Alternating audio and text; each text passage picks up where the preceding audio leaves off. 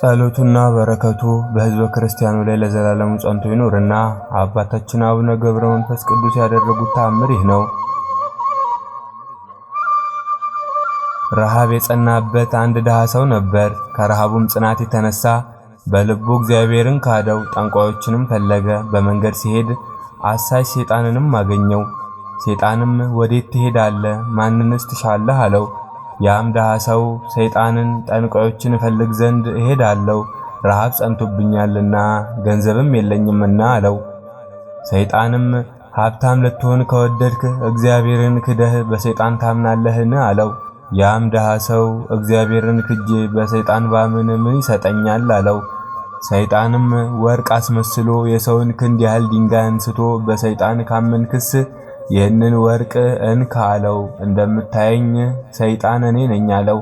ዳግመኛም ያ ሰይጣን እኔን ካመንክ ወርቅ እሰጥሃለሁ፣ ለአንተ ለብቻ የሚሆን አይደለም ለልጅ ልጅ የሚሆን ነው እንጂ በል አብ ወልድ መንፈስ ቅዱስን ካዳቸው። ድንግል ማርያምንም ካዳት። ነቢያት ሐዋርያትን፣ ጻድቃንን፣ ሰማዕታትን፣ ሄሮድስ ያስገደላቸውን ሕፃናትን፣ የሥላሴን ዙፋን የሚሸከሙ አራቱን እንስሳን፣ 24ቱን ካህናተ ሰማይን፣ አብያተ ክርስቲያናትን ሁሉ፣ ሥጋውን ደሙን፣ ሰንበታትን፣ ሰማይና ምድርን እነዚህን ሁሉ ካድ አለው። ያም ሰው ከችግሩ ብዛት የተነሳ ሁሉንም ካድኩ አለ። ሰይጣንም ሁለተኛም ድገም አለው። ያም ሰው ሁለተኛ ካድኩ አለ። ሰይጣንም ሶስተኛ ካድ አለው።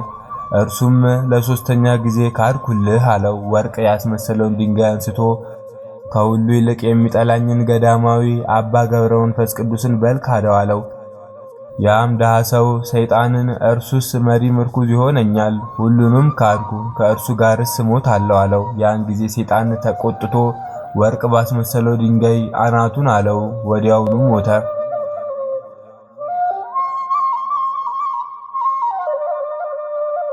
የጨለማ መላእክት መጥተው እንደ ሰባ ከብት እያዳፉ በብዙ ለቅሶ ነፍሱን ወሰዷት።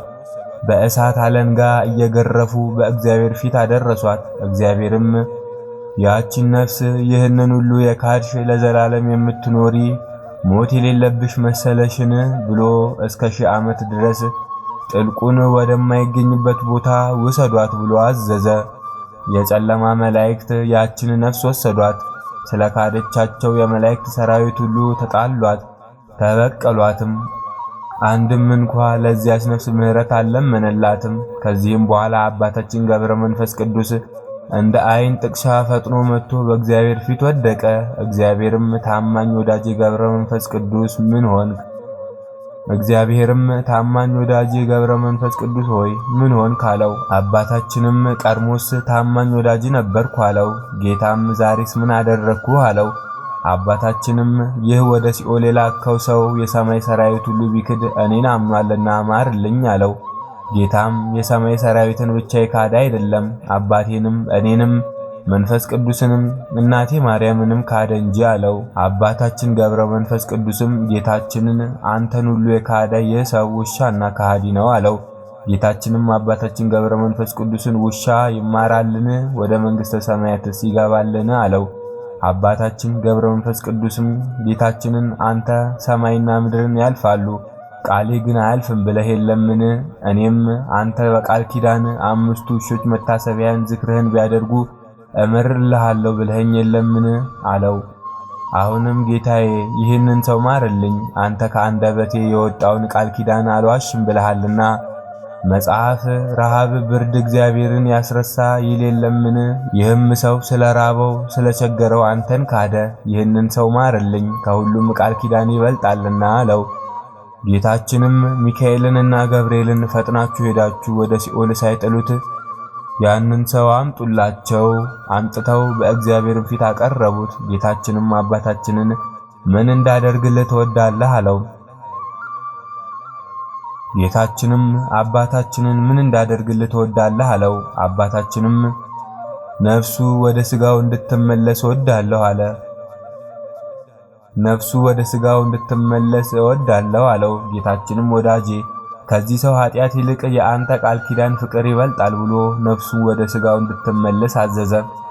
ነፍሱ ከሥጋው ጋር ተዋሃደች። በፈጣሪው በእግዚአብሔር አመነ። ስለ ኃጢአቱ ንስሐ ገባ።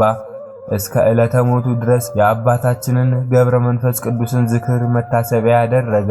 ከሞተም በኋላ ነፍሱ ወደ መንግሥተ ሰማያት ገባች። በሌላም ቀን ከአንዲት ላም በቀር ከዚህ ዓለም ሀብት ምንም የሌላት አንዲት ሴት ነበረች። ወተቱን እየጠጣች ቅቤውን ሽጣ የአባታችንን የገብረ መንፈስ ቅዱስን መታሰቢያ ከማኅበርተኞቿ ጋር ታደርግ ነበር።